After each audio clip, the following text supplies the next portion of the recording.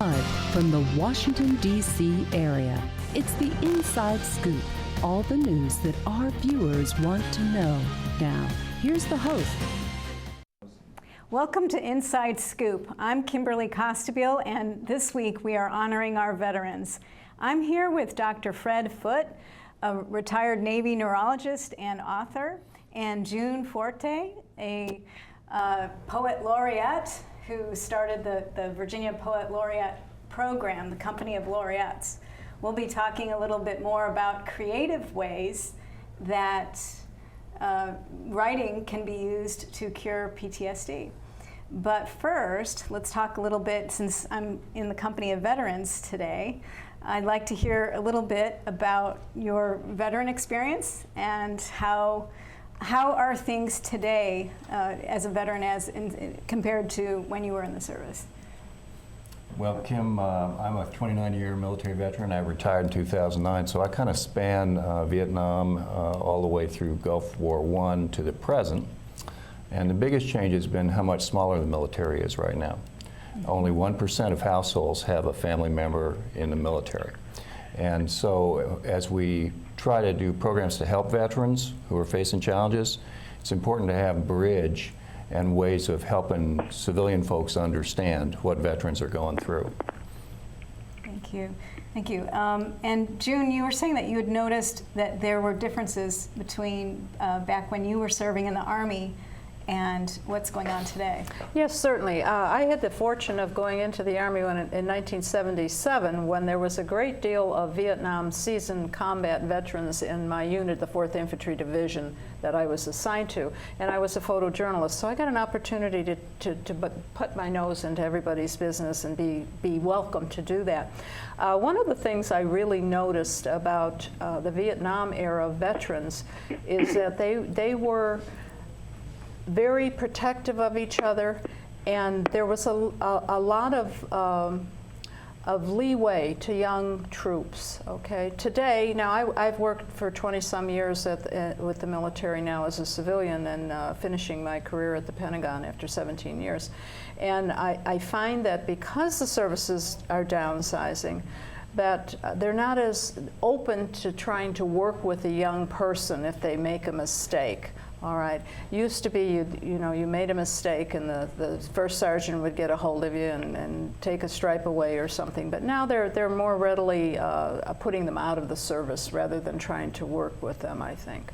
Mm-hmm. June, do you think there's generational differences between the current Iraq War generation and the Vietnam ones? Oh yes, absolutely, absolutely. I have gone around the country talking about 9/11 and what happened at the Pentagon, and I always make a point of telling the young service people that I meet that the Vietnam veterans have their backs, that what happened to them is not going to be allowed to happen to these young troops, and it hasn't.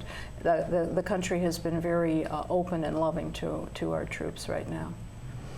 I know that we're taught in school even you can dislike war but support the veteran, and that's what we're hoping to do today by this show. That's our philosophy. Yes, yes. And when we read some of these writings, creative writing from fiction to poetry, we really observe the firsthand experience, and I think that is both cathartic for the writers, but it also connects the reader to the experience a little bit more. But I still feel that there's a disconnect.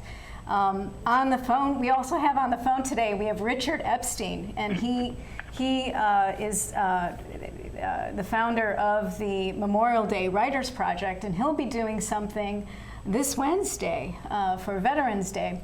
So Richard, tell me a little bit more about what you're doing this Wednesday, and also what do you find that there's still a disconnect, a need to connect the civilian and the veteran? Sure, I'd be glad to. Okay. We've been down in the mall since 1993, a group called the Memorial Day Writers Project. So we put up a tent, and rain or shine, we have an open mic venue for all veterans and friends of veterans. We do poetry, prose, and song. We have a lot of book authors that come down, and they'll also have their books for sale, and poets that may have chapbooks, and they could sell them also. and singer-songwriters that tell their story using the arts and song. And if anybody's in the area and they would like to hear some veterans talk about what it was like and what it is like, come on down. It's open to anybody. And I've attended it. It's an awesome show, Dick, so I know you're going to have a big success. You'll be there in spirit. It's okay. That's awesome. And so, Dick, what have you found? What was the big difference between when you first came home versus what you experience now as a veteran?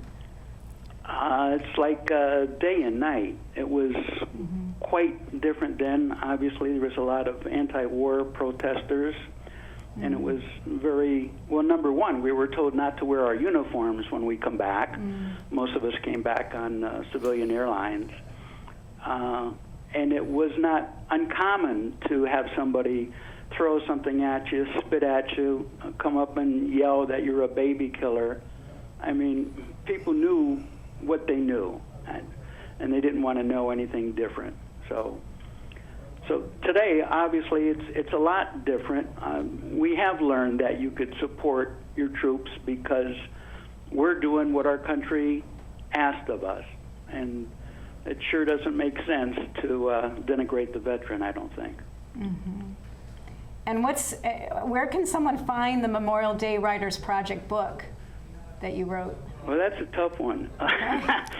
I'll have a couple copies down in the mall. Yeah. If they do a Google search on Epstein, a common bond. A common bond. Right. They could get a e-copy for like $2, and that's obviously a good way to do it. If I Xerox it and have it for sale, it's like $12. So 2 is better than 12. Okay, good, very good, very good. So yeah, we look forward to hearing more of it. I have a clip from June organized this Company of Laureates event. And at this event, she decided to have a panel of veterans. That's just one aspect. This was all about poetry statewide. But there was one panel regarding veterans, and we're going to talk about that a little bit later. But I have a clip from it that I would like you all to hear. It's a poem by, I believe, Bill Glose, if I have his name correct. And he's going to talk about what writing does for him. And the process. So we'll listen to him for a little bit. Okay, ready? Is it rolling? I didn't talk about it or share any can hear it. experiences with anyone for about 10 years. Then I started writing about it. I wasn't sure what it was going to do to me to dredge up these memories that I've been trying to hide, and I was surprised to find out how cathartic it was.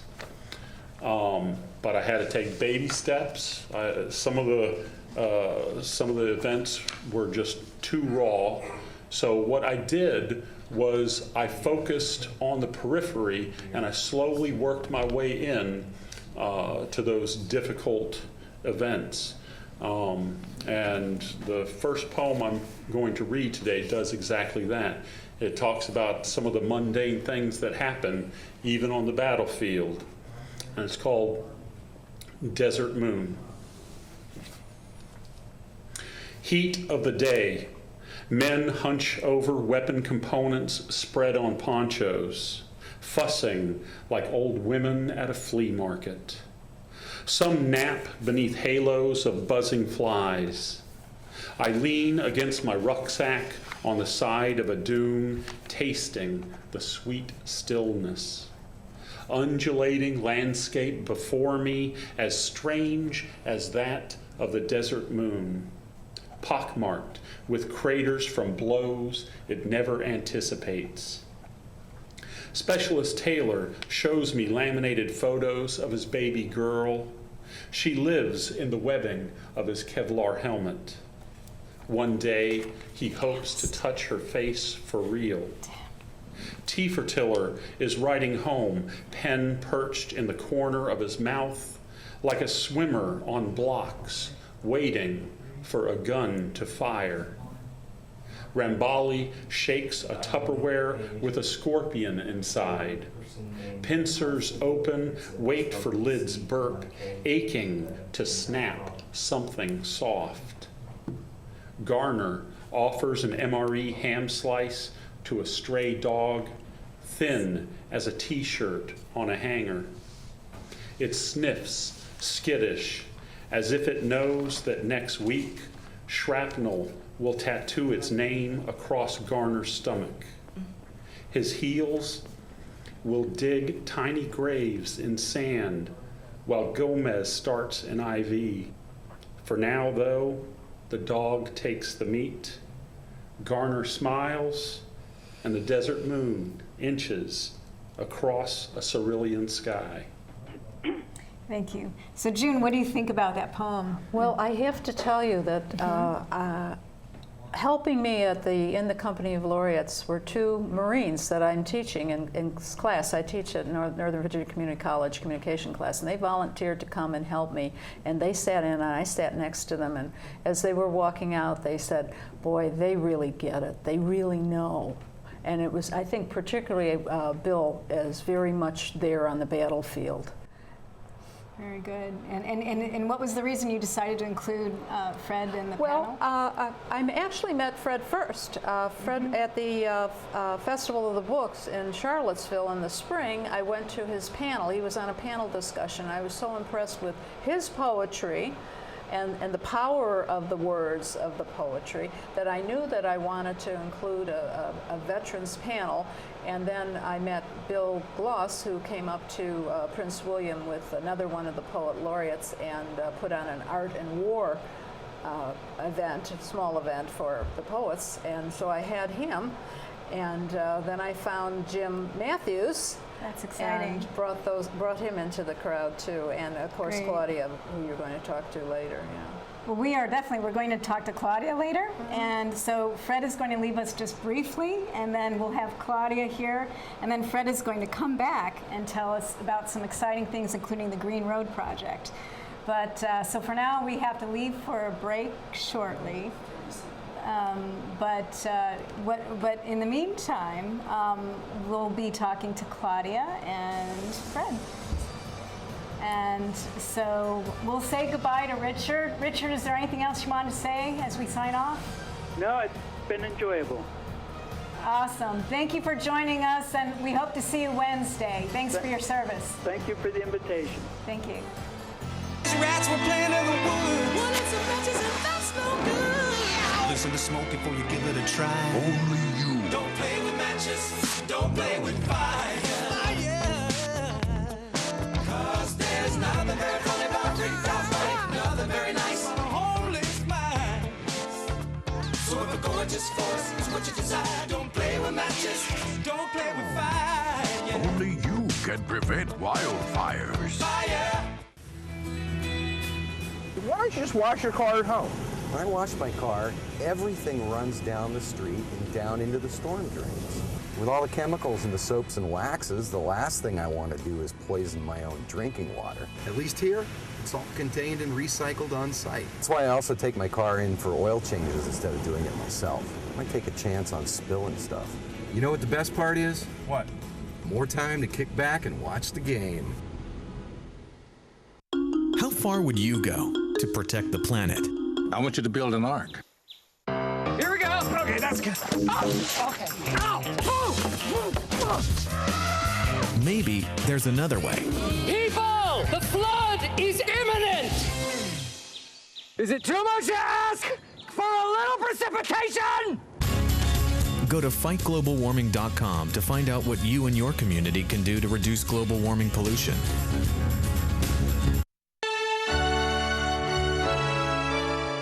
Somewhere around the world, there are men and women of the armed forces risking their lives, helping rebuild communities after natural disasters, collecting toys for needy children, tutoring kids in school. These are your sons and daughters who work to keep us safe, secure, and free. Dedicated men and women who put their country first.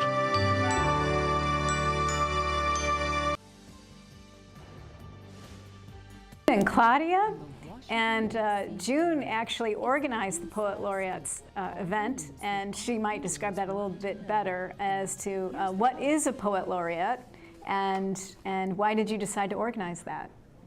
Okay. Well, the Poet Laureate is, depending on the Poet Laureate of what, is the best Poet Laureate awarded in the state or in the county. Ours happens to be in Prince William County, where we have 2 Poet Laureates. And we have a state Poet Laureate, Ron Smith, and they're Poet Laureates for 2 years at a time. And some Poet Laureates are, there for life. So we decided to put a cap on ours because we thought 2 years was just fine to go. It usually takes 3 things to make me take an action. Okay, so we did the Poet Laureate. We put this through the county Poet Laureate program. And then I also got involved with the Poetry Society of Virginia. They called and asked me if I would sit on their advisory board. Even though I'm not a poet, I don't know what they're thinking, but there I was on their advisory board. And number 3, I thought, why can't we have a Poet Laureate in the county? And I'm really convinced that we have to build the community that we want to live in. We can't sit and wait for somebody else to take care of it. I mean, we always, and I'm guilty of it too, why don't they do this? All they have to do is this. So I decided to take action. The worst that could happen is they'd throw me out somewhere, and kick me out the door. So I put a proposal together and took that to the Prince William Art Council. And they became very supportive of that, at least vocally supportive, and not monetarily supportive, but somebody came through and gave us funding for the first 2 years of the Poet Laureate program. So we were very fortunate to get that funding. So we've started with that. And then I decided, well, goodness sakes, we have all these Poet Laureates and former Poet Laureates around in the area. Why not bring them together and see if we can have sort of a master laureate meeting? And fortunately, the venue, the Hilton Performing Arts Center, was very generous with allowing us to use their facility for that. And it was very successful. We had close to 200 people that came and attended that for a first-time event. It was very successful, I thought. It was beautiful. And so you used your military experience to organize the poets. And isn't that a little bit like herding cats? Or? Yes, it is. It is very much like herding cats. But I tried to provide them as much information as I could. I kept them informed every step of the way so that they knew what was coming and what came together. And it was pretty close. What I told them was going to happen pretty much happened. Super. And then you asked Claudia to head up your veterans, to head up the panel on veterans issues. Or veterans. Well, Claudia came to me and wanted to be a part of it. And then when I realized that she had been the editor of Vietnam Magazine and had a background in that and poetry, etc., I just sort of gave her that panel to pull together for me. I knew I had the people arranged that I wanted, but then Claudia took over and pulled it together into a panel. Great. It was really very interesting to meet them and hear them, what they had to say, and I appreciate that. You just did a great job. Thank you. Yes, and what were your experiences when as editor, you would come across the writing of several people, and so you in the panel you mentioned that it affected you deeply. Right, it did. Well, I was senior editor, which sort of translates into assistant editor, my work was to prepare articles for publication. Many of the best first-person accounts were by people who had excellent stories, but they were not writers. So the idea was to make them, flow, make them readable, and and help the narrative. Yeah, and in the process, I met some really interesting people and people I really respect and admire. Yeah. We have a clip from the conference that I'd love for us to show of Claudia, and it's a little bit about how she reveals how it impacted her. So if they have the clip, you can roll that. And so, and in the meantime, you wrote this book, Let's Get Out of Here. Right. Let's get out of here. Poems of war, love, and peace of mind. And there she is. Had important stories to tell. We're not trained as writers, so I was there to help bridge that gap. In the process, I learned a lot that affected my own writing, including my poetry. I think among other things, it helped me put my writing into better perspective and be more concise. It also taught me to listen more carefully to the meaning and emotion behind what people say, because there was often a good deal that these people in particular could not or would not say in words. Great. So that was a wonderful experience for you. We have another clip of Bill Glose again speaking another poem called Get Some. And do you remember that poem? Oh, that was devastating poem. Get yes, Some. It was. Yeah, and I found that intriguing because it talked about the new generation and when they're playing video games, and but not really connecting the warlike video games to the reality. So if we have Bill's clip, it is a sad fact that while veterans often look back on conflict with remorse and gratitude for having survived, youths often look forward to war as some thrill they wish to chase. Get some. They chant it, these zombies clutching joysticks, mesmerized by screens of pulsing light, splashes of color. Get some, get some. Cave dwellers wearing headsets. Avatars run, point, shoot at friends whose faces they've never seen. Get some, get some.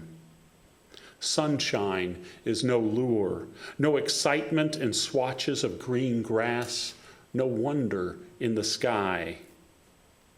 They want to know what it's like to watch a head explode.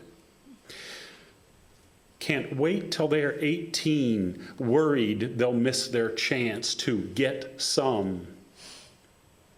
I want to roll a boulder into their river and change its course. I want to press weight of history upon them, but their minds are already flat.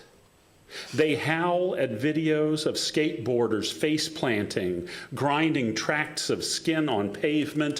Whoa, dude, he got him some. These boys wear innocence like a dirty diaper. If only I could shield their eyes before jigsaw of someone they once knew burns into retinas. Before nostrils fill with charred flesh, eardrums reverberate with yowls for help, cries for mama. I want to pound the pain of yesterday so deep into their chests that they'll be careful tomorrow. If they knew how soft a body really was, would that lessen their love of steel? Would they caress their arms and legs to savor memory? Or would they still want to get some? Imagine, I want to say, a nail piercing your foot slowly, rusted barbs ripping raw edges of flesh. Multiply that by 100, by 1,000. But these kids are not good at math. They will live forever. They will get some. Taste it for themselves. Taste it, smell it, chew it, swallow it. Become what they've dreamed of since weaning off cartoons. Get some, get some, get some. The mantra spews, and only one thing will salve this slash of longing. One cure, one blade that promises exactly what they want. The guillotine beckons, and up the steps they climb, chanting with each footfall, get some, get some. To look inside its basket, they must expose tender necks. Even this won't stop them. Nothing will. Not until they get some, until they get some. Wow, powerful. So as English teachers as well, what is it that you think makes that poem outstanding? Well, for me, it's the emotion of it. It's the realization that our young people go off to war as if it's a game, you know, and until they experience what war is really like, they don't know, you know, and that's probably the basis of his thing. He just would love to save these young people. Mm-hmm. And Claudia, what do you think? How did that strike you? I think the same way. Yeah, it's and his language is very sparse and understated, and that makes it more powerful. Mm-hmm. Yes, and his rhythm, right. and the variance and the cadence. Mm-hmm. So there's something that you said in the panel, and you said that writing poetry, I love free verse, but you're also saying when you go to restricted forms that that's freeing. How can you repeat what you said? Right. I think some people think that writing in forms using metrical rules and rhyme is restrictive, but really it frees up the subconscious, the unconscious, because if you're focusing on finding a word that rhymes, then other thoughts seem to come more freely. It's very much like a dream process. Mm-hmm. Wow, sounds very good. And so we'll be having Dr. Fred Foote up again talking about the healing nature of poetry. But first, and before we go, though, we want to talk about Claudia's book, Let's Get Out of Here, Poems of War, Love, and Peace of Mind. And this is what she wrote, and tell us a little bit about that. Well, this is just a collection of poems I've written over the last several years that were inspired by the experience of working with veterans. I'm not a veteran myself, I hope that's clear. I'm a friend of veterans, I think, and having worked in that capacity made me, it just inspired a lot of poems. So super. It's so inspiring to hear from both of you today, and we hope to hear from more poets tonight when we come back. But thank you so much for being with us, Claudia, and we'll talk to you later. Thank you. Thank you for inviting us. Thank you. Oh, yeah. So we enjoyed visiting with. This year, 28,000 Americans will be diagnosed with oral cancer. Every year, 7,000 Americans die of oral cancer. I'm Eva Cohen, and I'm an oral cancer survivor. I didn't fit the profile. I didn't smoke or drink. I had no family history of cancer, no family history of cancer. I was 31 years old. 31 years old. I went to see my dentist about a sore in my mouth that wouldn't heal. It was oral cancer. I had to have a radical neck dissection and a portion of my tongue reconstructed. I didn't know if I was going to live or die. I'm Surgeon General Richard Carmona. The survival rate for oral cancer is only 50%. Oral cancer can happen to anyone. If you have a sore or lesion in your mouth that doesn't heal within 2 weeks, see your dentist. Early detection is the key. Early detection saves lives. I know.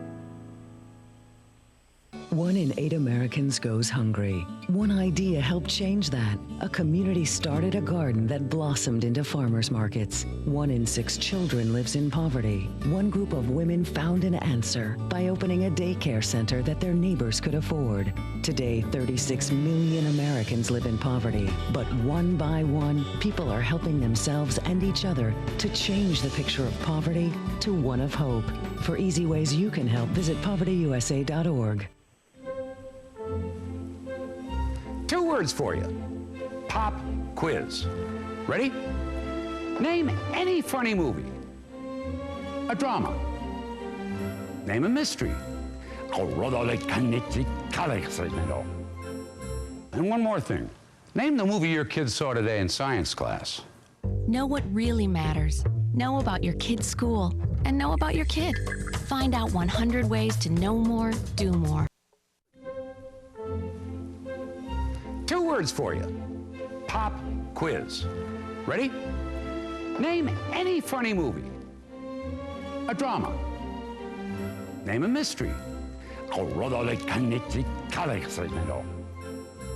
one more thing. Name the movie your kids saw today in science class. Know what really matters. Know about your kid's school and know about your kid. Find out 100 ways to know more, do more. We're back to the Inside Scoop. Here again, your host. We're back here with Fred Foote, who wrote Medic Against Bomb. And Fred wrote Medic Against Bomb. And we also have Richard Epstein still on the phone here, because there are a few questions we needed to ask. My question, before we get into the books that you've written, from a practical sense, I know not all veterans experience PTSD, and different veterans experience it at different levels. So if we could ask Richard first what he's experienced on a personal level, and then perhaps you could talk about the clinical aspect. Sure. That would be great. But so Richard, when we talk about post-traumatic stress disorder, what has been your experience and the experience of your friends? Well, one thing I've noticed is a lot of people are still very hesitant about having it treated. I mean, it seems like a catch-22 where they'll lose their job or perhaps lose their security clearance or not be allowed to work in the same function or capacity as before. So that obviously makes them think twice about getting medical attention or psychological attention. That's true. I've spoken to some high-level executives, and they never want to go on record for feeling things, but what they told me was that later in life, sometimes 30 years later, that's when people might feel things. And so it's an interesting juxtaposition. Perhaps they're busy raising families or this or that. I'm not exactly sure. So Fred could talk a little bit more about it, but they were saying that sometimes some symptoms surface later in life that didn't surface earlier. So not only do they not talk about it for professional reasons, but things are changing as they get older. But Fred, what's on a clinical sense? How would you describe the syndrome? Well, PTSD, Kim, is post-traumatic stress disorder, and it's a reaction to the terrible psychological trauma of combat. Everyone in combat has severe stress, and it's a very painful thing to endure. But we call it PTSD when the painful symptoms of this last more than a couple of months. And there's 4 things that constitute having PTSD. One is having re-experiencing episodes of the traumas of combat, such as nightmares or flashbacks, even like hallucinations where you actually think you're back there. Second is withdrawal and not being willing to talk to people, social withdrawal.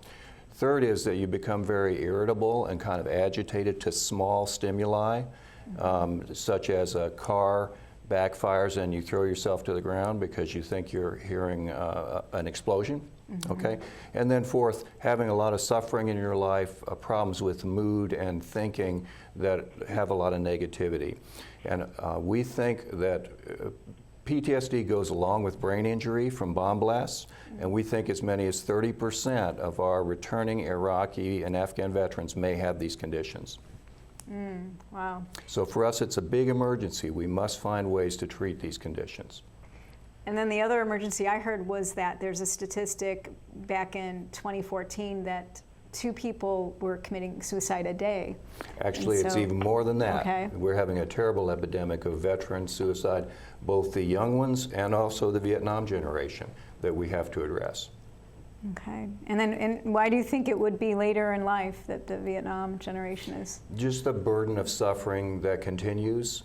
And because PTSD can really mess up your social relationships, your work, your jobs, all your happiness in life, there's a lot of possibility of getting alcohol or substance use problems along with that as you try to numb yourself against the pain. So it's a problem that just wreaks havoc in your whole life in all its dimensions. Wow, yeah. And it's happening to our finest people who've defended us against the nation's enemies. Yeah, and I remember seeing you in action, using writing as therapy, but also the community project that Richard was working on and getting writing out into the community and getting the warriors together, sharing their poetry. That what was neat is it was multi-generational, and you had the different veterans being able to communicate with each other once they've shared their poetry. But Richard, how have you found writing to be helpful for yourself personally, and what you've seen in your group? I heard someone say long ago that if you write the story, it doesn't control you. Huh. So it's the idea of getting down on paper some of the traumas that you may have gone through lessens the impact and makes you able to cognitively deal with it in an easier fashion. Wow. So instead of bottling things up inside, and one of your earlier guests mentioned about dealing with the periphery, and that's an excellent way of starting out.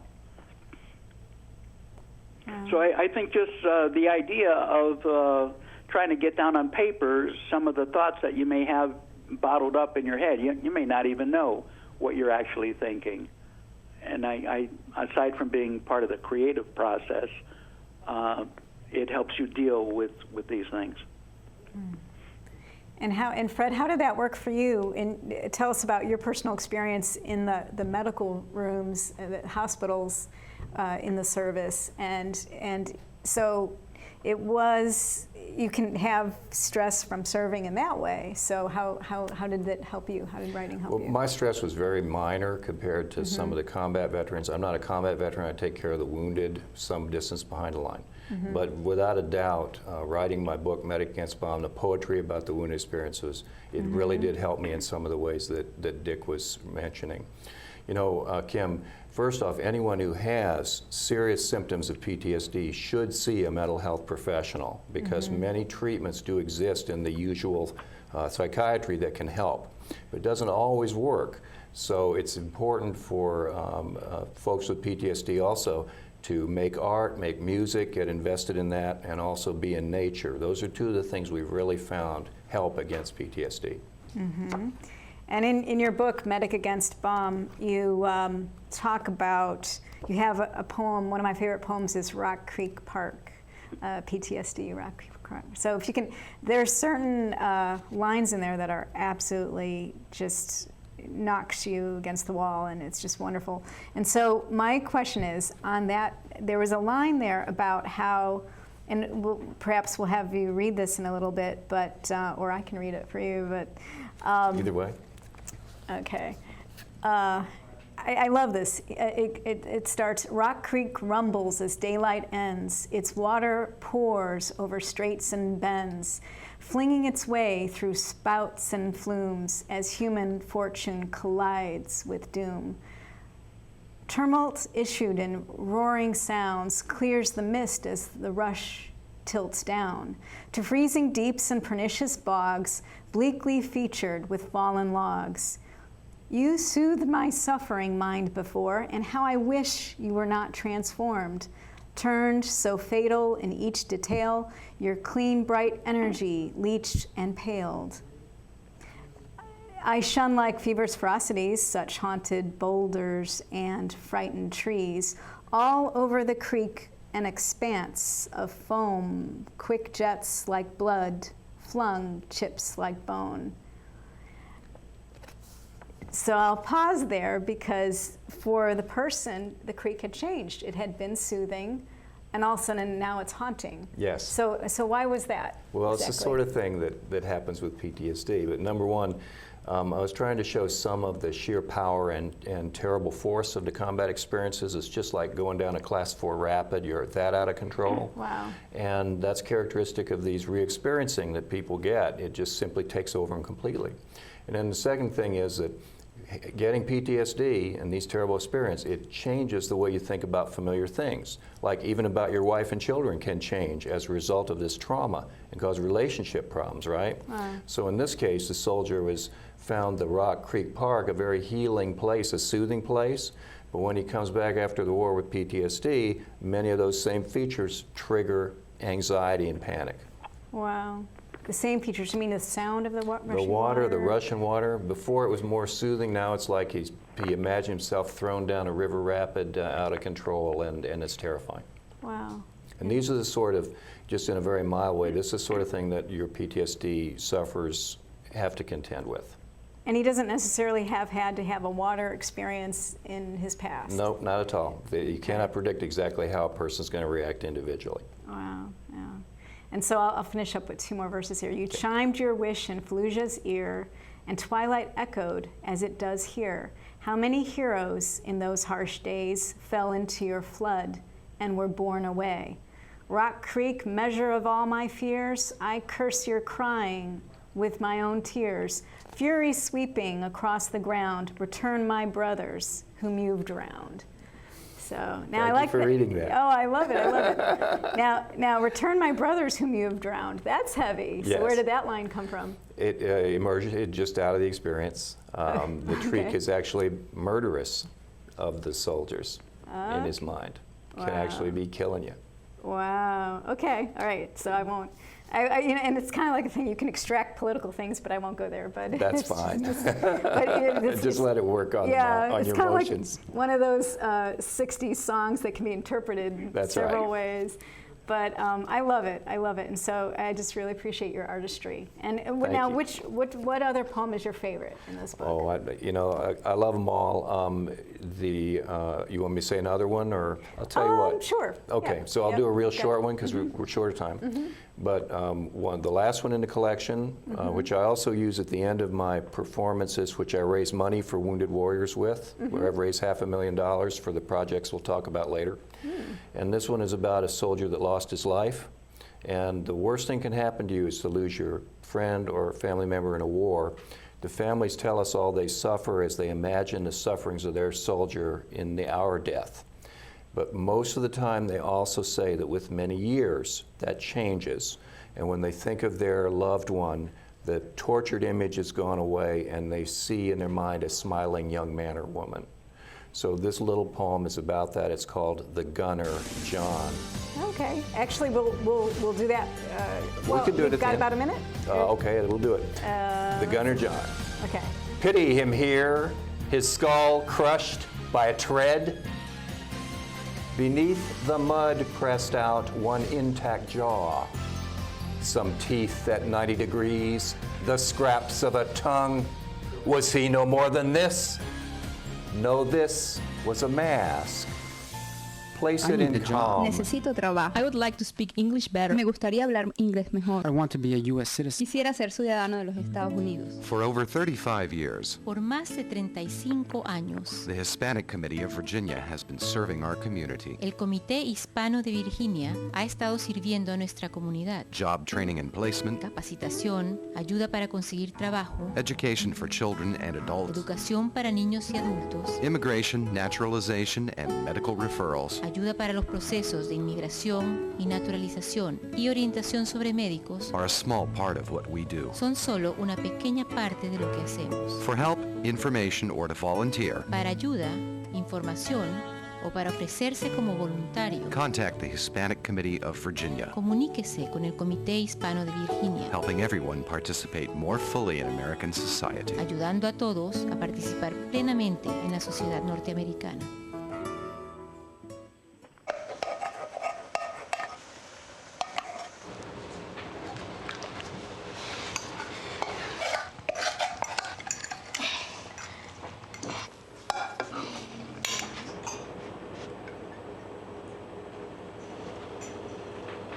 Hey, Lena, where's yours?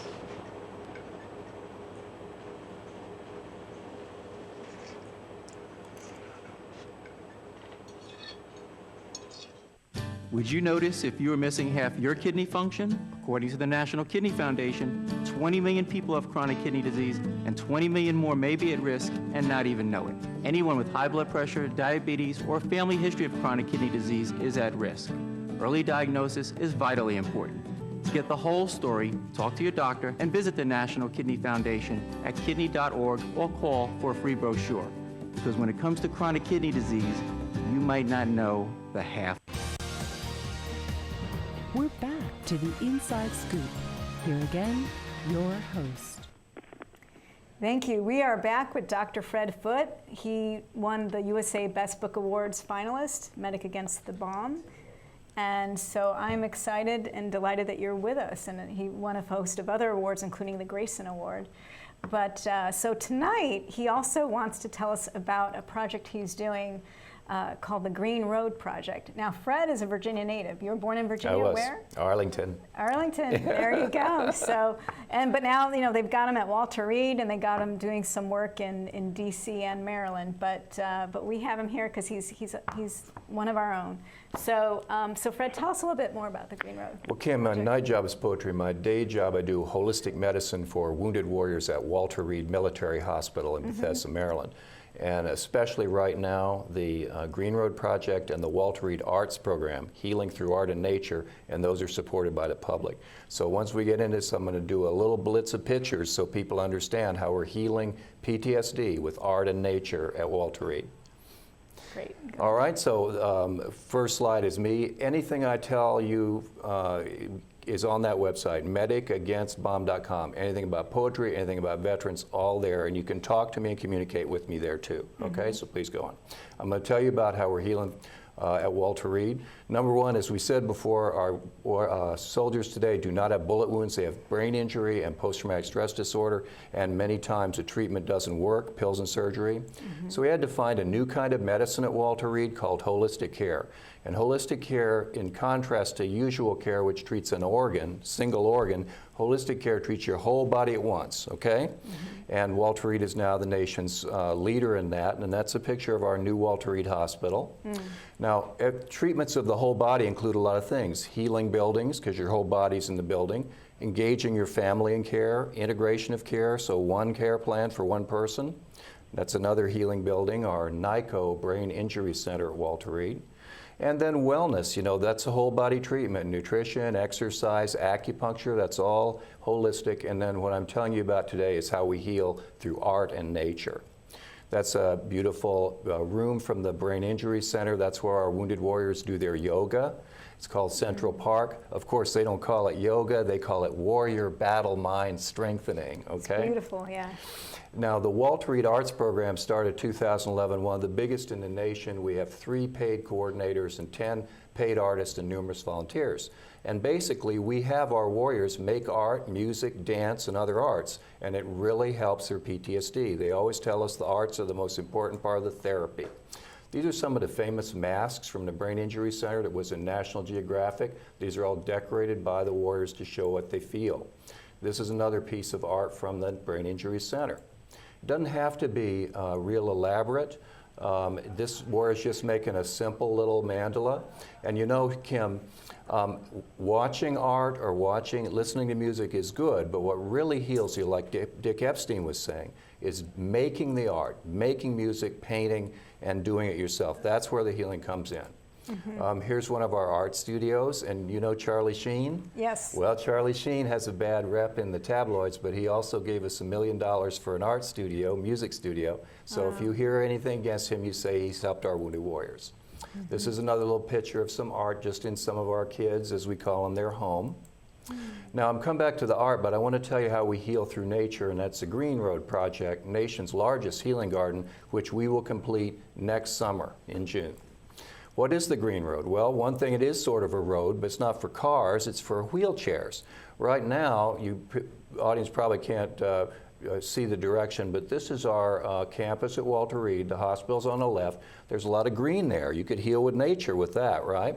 There's even a natural stream, that blue line through the middle, that has a corridor of green around it. So at the moment, if you live at the top or the bottom in a warrior hotel of this screen and you have to move around in a wheelchair, you have to fight traffic in the streets.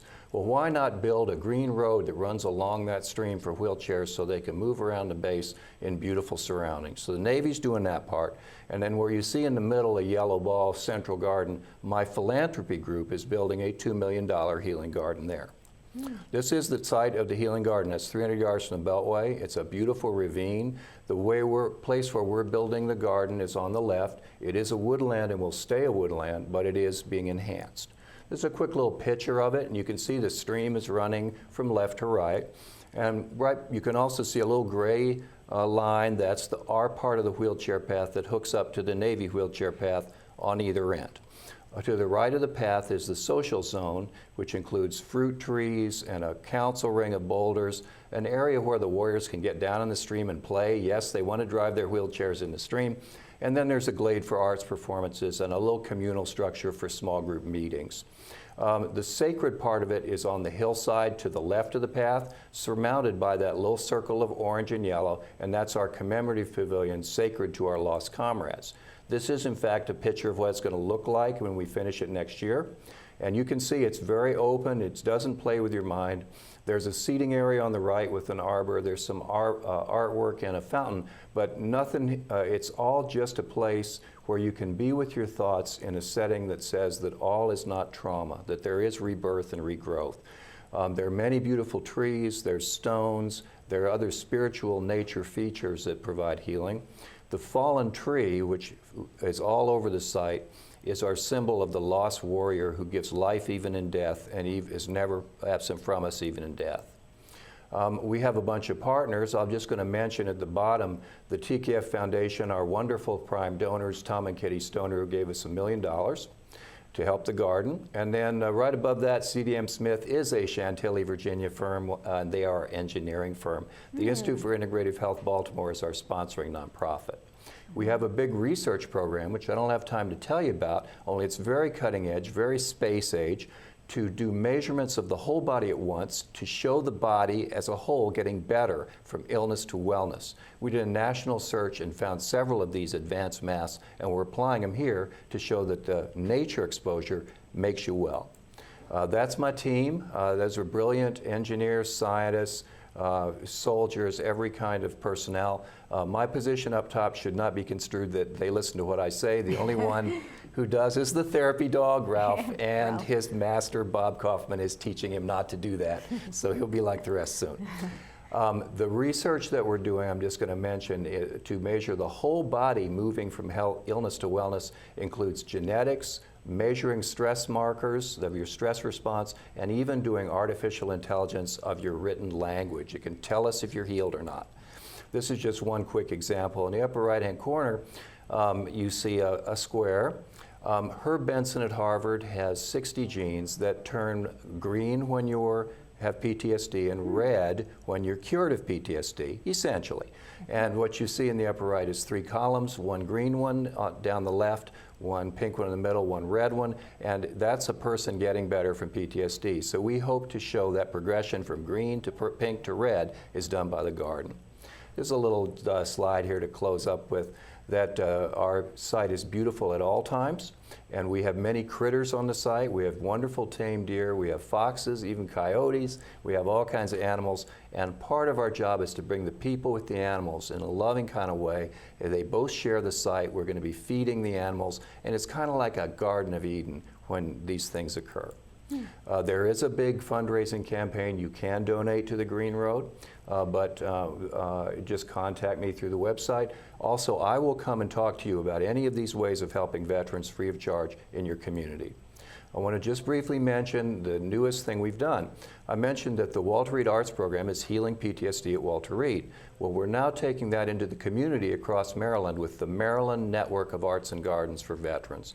That's art and garden projects independently run across Maryland, and a state director at the Institute for Integrative Health will train the artists, refer the veterans, and do research.